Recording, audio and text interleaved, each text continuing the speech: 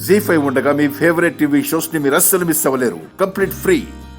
Doctor గారు, అయ్యా, మరి సాధారణంగా ములక్కాడలు పులుసు అనేది చాలా రుచిగా ఉంటుంది. కొంతమంది ఇగురు కూడా పెట్టుకుంటూ ఉంటారు. మరి ఎంతో రుచికరంగా ఉండే ఈ ములక్కాడని ఆరోగ్యవంతంగా బేసన్ కర్రీ లాగా తయారు చేసుకునే రెసిపీ ఏంటో చూపిస్తారా? ములక్కాడేసి కూరలు వండితే నాకు ములక్కాడ కావాలని అందరూ దాని ముందు ఏరేసుకుంటూ ఉంటారు. అవును. 1-2 ముక్కలు 3 ముక్కలు వెళ్ళినా సంతృప్తి కలుగుతుంది.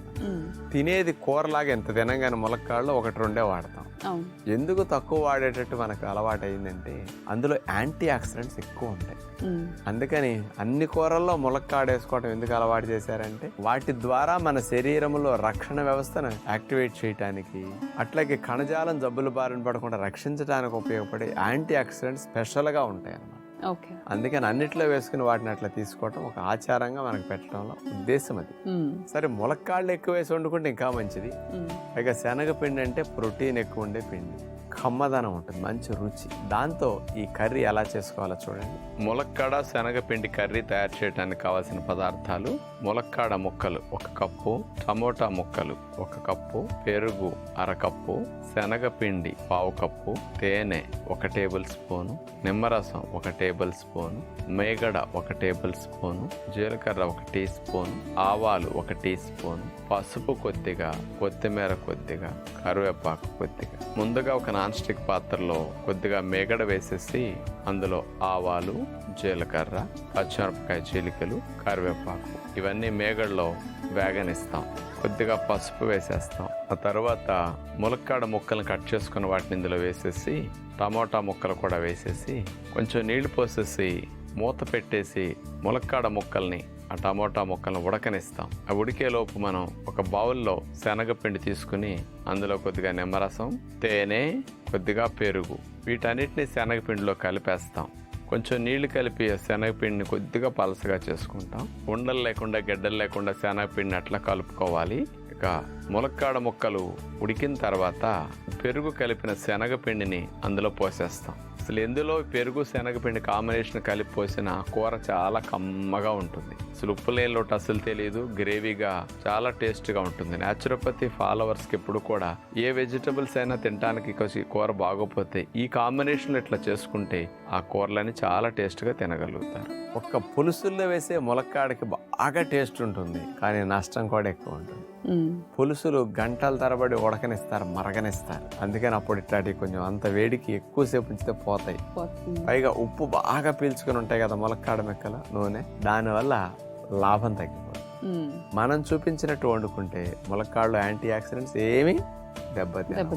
చూసారు కదండి, ములక్కాడ బేసన్ కర్రీని తయారు చేసుకునే విధానం ఏంటో. మరి ఆరోగ్యవంతంగా ములక్కాడని ఇలా తయారు చేసుకుంటే బాగుంటుంది. కాబట్టి ఈసారి ములక్కాడ కూర వండుకున్నప్పుడు ఈ రెసిపీని ఖచ్చితంగా ప్రయత్నించి చూడండి.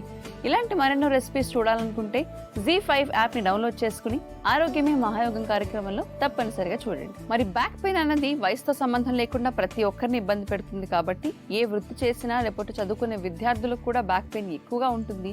అందుకే బ్యాక్ పెయిన్ తగ్గించుకునేలాగా కూర్చుని చేసే వ్యాయామాలు ఏమైనా ఉంటాయేమో డాక్టర్ గారిని అడిగేద్దాం. డాక్టర్ గారు, ఈ మధ్య కాలంలో వ్యాయామాలు చేసేంత సమయం లేని వారికి ముఖ్యంగా ఎక్కువగా బ్యాక్ పెయిన్ అనేది ఎక్కువ వస్తుంది. మరి అందుకే వీళ్ళ కోసం కూర్చున్న చోట నుంచి ఆఫీస్ చైర్ కావచ్చు, స్టడీ చైర్ కావచ్చు, కూర్చున్న చోట చేసుకునే స్ట్రెచెస్ ఏమైనా ఉంటే చూపిస్తారా? ఈరోజు స్పెషల్ గా కూర్చుని కానీ నుంచుని కానీ కొన్ని మూమెంట్స్ ఎలా మీరు కాళ్ళని కదిపితే, ఎలా నడుమును కదిపితే బ్యాక్ పెయిన్ తగ్గుతుందో, రాకుండా ఉంటుందో స్పెషల్ గా చూపించబోతున్నాం. 4 రకాలైన మూమెంట్స్ ఇప్పుడు చూపిస్తాం. ఈ 4టిని మీరు ఎంతసేపు చేయగలిగితే అంతసేపు చేయొచ్చు. అవి సులభంగా ఎలా చేయాలో చూడండి. బ్యాక్ పెయిన్ తో బాధపడే వారికి తగ్గించడానికి ఉపయోగపడే 3 స్ట్రెచెస్ ని ఈ రోజు మనం చూడబోతున్నాం. ముందుగా ఒక కుర్చీలో 2 కాళ్ళను అట్లా పెట్టి కూర్చున్న తర్వాత ఎడమ కాలుని కుడి కాలు పైన అట్లా పెట్టేసేసి 2 చేతుల్ని కుర్చీకి ఇరువైపులా చేతులతో అట్లా సైడ్ భాగాన్ని పట్టుకుని గాలిని వదులుతూ ముందుకు వంగుతాం. తర్వాత మెల్లగా గాలిని పీల్చుకుంటూ పైకి అట్లా లెగుస్తాం. మళ్ళా గాలిని వదులుతూ ముందుకు అట్లా వంగుతాం. ముందుకు వంగినప్పుడు కొంచెం నొప్పి అనిపిస్తుంది నడువు నొప్పి ఉన్న వారికి, అయినా ఇబ్బంది ఉండదు. మళ్ళీ మెల్లగా గాలిని పీల్చుకుంటూ పైకి లెగుస్తాం. ఇట్లా చేయటం ద్వారా నడువు నొప్పి కారణమయ్యే కండరాలన్నీ కూడా బాగా సళ్ళొదిలి రిలాక్స్ అవుతాయి అన్నమాట. ఆ తర్వాత కాళ్ళను మార్చుకోవాలి. ఈసారి ఎడమ కాలు కింద ఆనిస్తాం. కుడి కాలుని ఈ ఎడమ కాలు తొడపైన అట్లా పెట్టేసేసి రెండు చేతుల్ని కుర్చీకి ఇరువైపులా అట్లా పట్టుకుని గాలిని వదులుతూ ముందుకు వంగి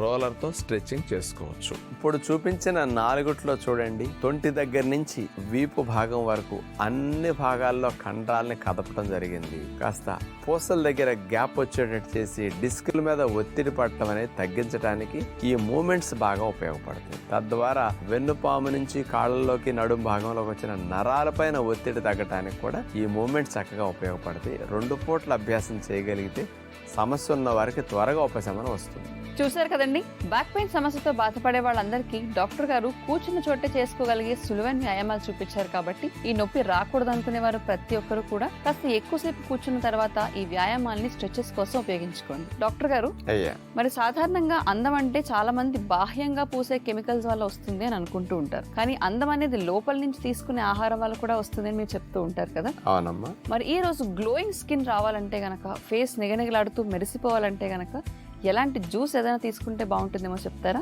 ఉదయం పూట ఆరోగ్యానికి మంచిదని కాఫీ, టీలు, పాలు మానేసి వీటి స్థానంలో పిల్లల దగ్గర నుంచి పెద్దల వరకు ఏదన్నా జ్యూస్ తాగితే మంచిదని నేను చెప్తుంటాను. వెజిటబుల్ జ్యూస్ తాగండి అని నేను చెప్తాను, చవకలో వస్తుంది కాబట్టి. సాయంకాలం ఫ్రూట్ జ్యూస్ తాగండి అంటాను. ఇక్కడ ఉదయం పూట వెజిటబుల్ ని ఫ్రూట్ ని కలిపి ఒకే జ్యూస్ తీసుకోగలిగితే చాలా మంచిది.